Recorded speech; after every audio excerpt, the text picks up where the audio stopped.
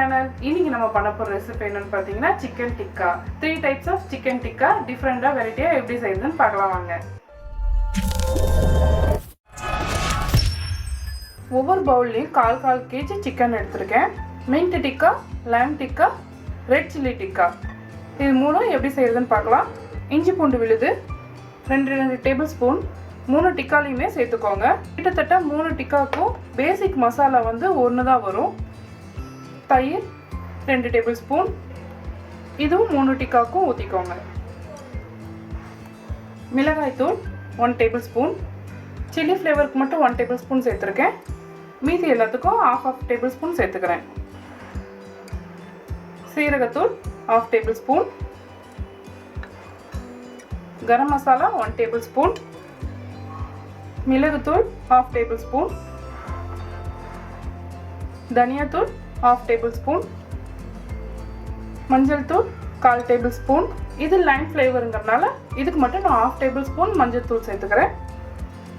எலுமிச்சை சாறு 1/2 டேபிள்ஸ்பூன்,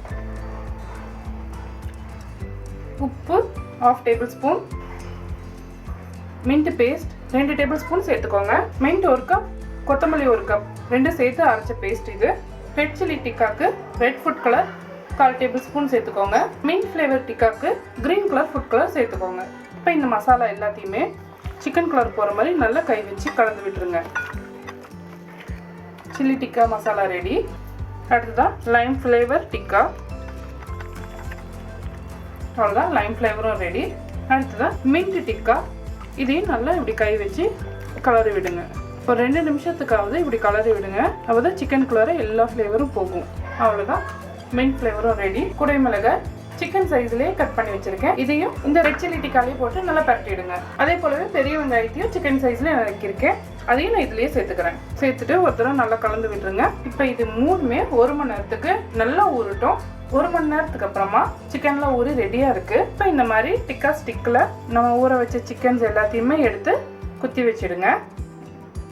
நடுவில் இந்த மாதிரி குடை மிளகாய்களை, ஆனியன்ஸ் இந்த மாதிரி குத்தி வச்சுக்கலாம். அவ்வளோதான், இது போல் எல்லா டிக்காக்களையும் ரெடி பண்ணி வச்சுக்கோங்க. மின்ட் டிக்காவும் ரெடி ஆகிடுச்சு. அவ்வளோதான், லைம் ஃப்ளேவர் டிக்காவும் ரெடி ஆகிடுச்சு. இது போல் எல்லா டிக்காக்களையும் ரெடி பண்ணி வச்சுக்கோங்க. இந்த மாதிரி தோசைக்கல்லை ஒன்று வச்சு சூடு பண்ணிக்கோங்க. 1 டேபிள்ஸ்பூன் பட்டர் ஆட் பண்ணிக்கோங்க. நம்ம ரெடி பண்ண டிக்கா எல்லாத்தையுமே வச்சு பொரிக்க ஆரம்பிச்சிருங்க. நல்லா சூடாகிடுச்சு. ஒரு சைடு வெந்தது, இன்னொரு சைடு திருப்பி போட்டுருங்க.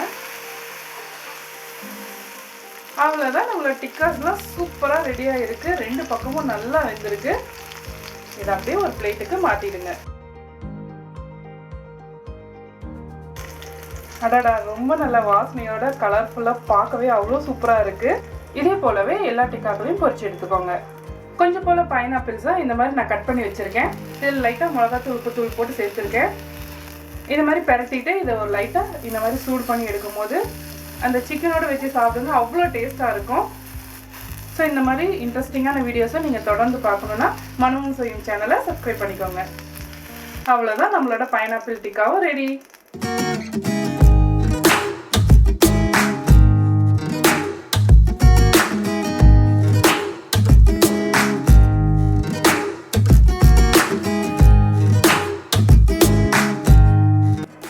டிக்கா எவ்வளோ கலர்ஃபுல்லாக, எவ்வளோ வெரைட்டிஸோட, எவ்வளோ சூப்பராக இருக்குது பாருங்கள்.